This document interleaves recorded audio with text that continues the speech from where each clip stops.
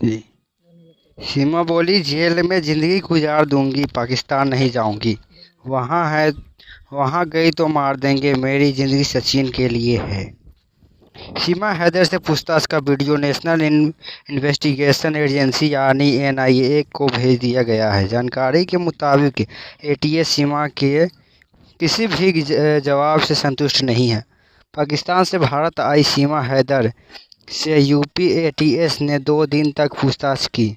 इसके बाद सीमा ने शुक्रवार को मीडिया से बातचीत में कहा कि मेरी ज़िंदगी सचिन के लिए है। मैं भारत की जेल में ज़िंदगी गुजार दूंगी, लेकिन पाकिस्तान नहीं जाऊंगी। मैंने सिर्फ एक गुनाह किया है, नेपाल से भारत आई। एटीएस की पूछताछ के सवाल पर सीमा ने कहा, वहाँ बड़े लोग थे, इसलिए सारे सवाल भी बड़े थे। 6 पासपोर्ट में 4 बच्चों के एक साथ पासपोर्ट खारिज हो चुका है। अगर मेरे मन में चोर होता तो मैं उसे फेंक देती। मैंने कोई फर्जी पासपोर्ट नहीं बनवाया। ज़िंदगी में मैंने क्या क्या हुआ मेरे बचपन से लेकर अब तक सारी जानकारी एटीएस ने ले ली। अब सवाल एटीएस ने पूछा और सबसे ज़्यादा शक किस पर था? एटीएस को मेरे पूरा शक था।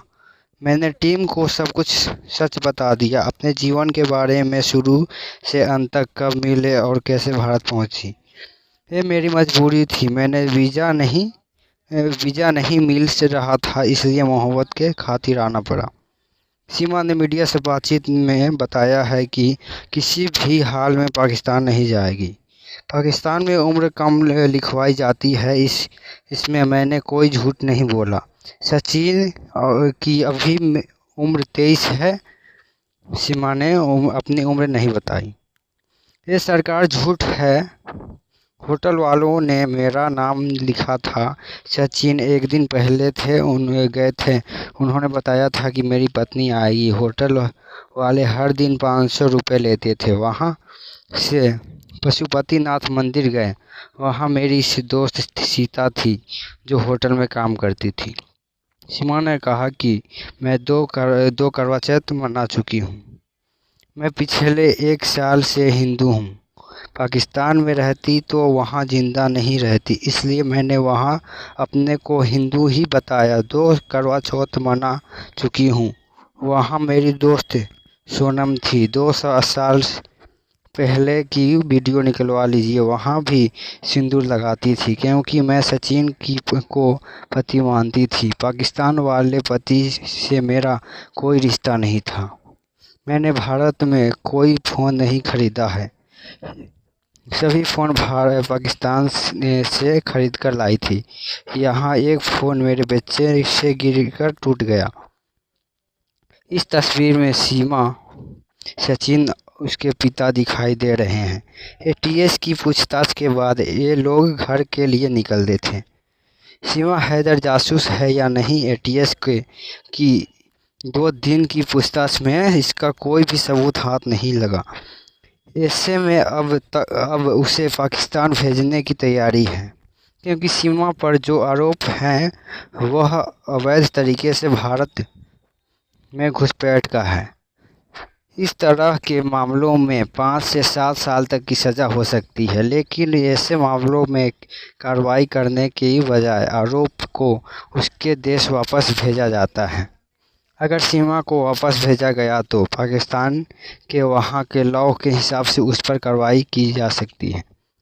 सीमा ने यूट्यूब पर एक वीडियो शेयर किया है। इसमें उसने अपने बयान बदलने को लेकर सफाई दी थी। उधर नोएडा पुलिस एक में चार्जशीट लगाने के दस्तावेज तैयार कर रही है। पुलिस के पास मुकदमा दर्ज होने के बाद चार्जशीट दाखिल करने के लिए 60 दिन समय है। यूपी पुलिस एटीएस रिपोर्ट की आधार पर धाराओं में इजाफा कर सकती है। पुलिस ने पहले सीमा हैदर को फॉरेंस एक्ट सेक्शन 14 और 120 भी लगाया था। इन धाराओं में 5 साल तक की सज़ा का प्रावधान है, इसलिए कोर्ट के सीमा और सचिन के आसानी से जमानत मिल गई, लेकिन अब इनकी धाराओं में 420, 468 और 471 की बढ़ोतरी की जा सकती है। इसमें 7 साल की सज़ा, ऐसे में वो जमानत भी नहीं मिल सकेगी। सीमा पाकिस्तान भेजी जाएगी या नहीं, केस चलेगा, यहीं पर केस चलेगा। इसको लेकर दैनिक भास्कर ने दिल्ली हाई कोर्ट वकील इरफान फिरदौस ने बातचीत की। सीमा ने कहा कि 1 साल पहले हिंदू धर्म अपना चुकी है, पाकिस्तान वाले पति उसको कोई संबंध नहीं है। दिल्ली हाई कोर्ट के वकील इरफान फिरदौस ने बताया है कि भारतीय कानून के तहत देखें तो हैदर एक अवैध प्रवासी है। अवैध प्रवासी वो होता है जो बिना लीगल डॉक्यूमेंट जैसे पासपोर्ट और वीज़ा के देश में प्रवेश करता है। इन्हें भारतीय नागरिकता नहीं मिल सकती। सीमा पर फॉरेंस एक्ट 1946 के सेक्शन 14 के तहत मामला दर्ज किया गया है। इसके तहत 5 साल तक की जेल और जुर्माना हो सकता है। ऐसे में डिपोर्ट करने में इसकी संभावना से इनकार नहीं किया जा सकता। गृह मंत्रालय लेगा फैसला। इरफान फिरदौस ने बताया है कि इसके लिए अपने देश में अवैध रूप से रहने वाले विदेशी नागरिक की पहचान और उसे डिपोर्ट करने का फैसला इमिग्रेशन विभाग के जरिए गृह मंत्रालय लेता है। इसकी एक प्रक्रिया है और यह काम फॉरेनर्स रीजनल रजिस्ट्रेशन ऑफिसर यानी FRRO करता है। इरफान ने बताया है कि अवैध रूप से रहने वाले प्रवासी को पहले गिरफ्तार किया जाता है, इसके बाद कोर्ट में उनके खिलाफ केस चलाने की बजाय डिपोर्ट कर दिया जाता है।